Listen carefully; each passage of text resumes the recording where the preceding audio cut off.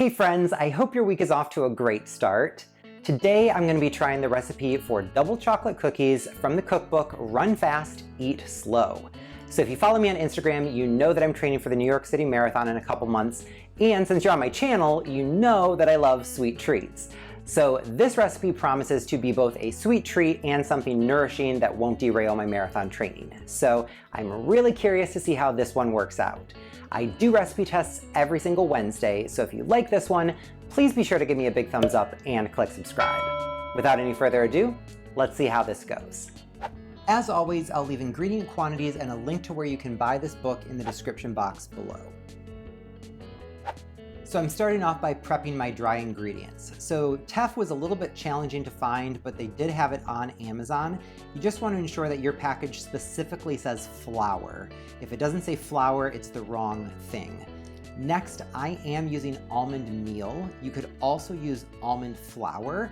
Just be aware that the weighted measurement will be different because almond flour has a finer texture, so it will likely weigh a little bit more than what I'm specifying for my almond meal.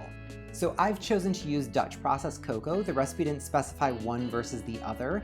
Dutch process has a deeper, richer flavor, so that's why I'm choosing to use it here.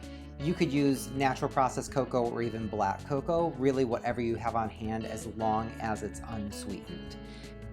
So I'm using unrefined virgin coconut oil, which means that it has a little bit stronger of a coconut flavor.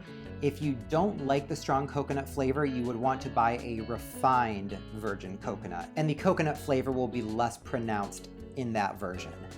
As far as maple syrup goes, you can use any type of pure maple syrup you want.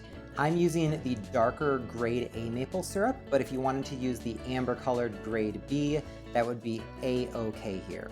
So once you've got all of the wet ingredients added to the dry, you can give it a quick mix to get everything evenly incorporated. And once everything's looking homogeneous, you have the choice of either letting the dough sit in the refrigerator overnight, that's supposed to give you a more tender cookie, or you can bake it straight away. I'm doing it both ways. I'm also trying some of the cookies just scooped, and some of the cookies I am pressing down. Since it's my first time making the recipe, I don't know how these are really gonna cook and what's gonna happen to them. So you can see that during the baking process, they're not really spreading, they are puffing up just a bit though.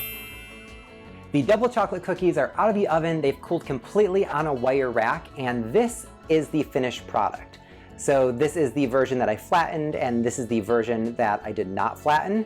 So you can see the cookies did not spread out at all. So I'm really curious what the texture difference is gonna be in these two cookies because they baked for the same 12 minutes of time. So first up, let's see the flattened cookie. All right, so it seems tender. Let's see how it tastes. The coconut flavor is very pronounced. The texture of this kind of reminds me of a brownie. It's a little bit crispy around the outside, and the center is chewy. I really like this, and I wouldn't suspect immediately that it's healthy, so I feel like that's a win. All right, next up, the non-flattened version. Looks a little puffier and cakier. I was expecting this to be maybe more uncooked in the center. Let's see.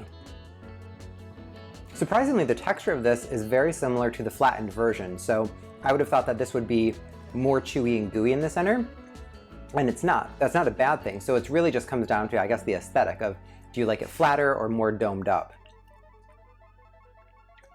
Super good though. The recipe said that if you want a more tender cookie to let the dough sit in the refrigerator overnight. So I did save some of the dough, it's in the refrigerator now. So tomorrow I'm gonna come back, bake a few more cookies, and then see how the taste and texture compare versus what I just had.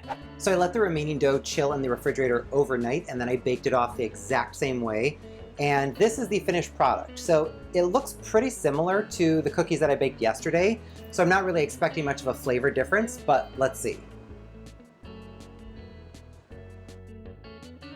So the texture seems exactly the same as the cookies that I made yesterday. So for this, I don't think that chilling overnight really made too much of a difference. Okay, so this one's super crumbly. Okay.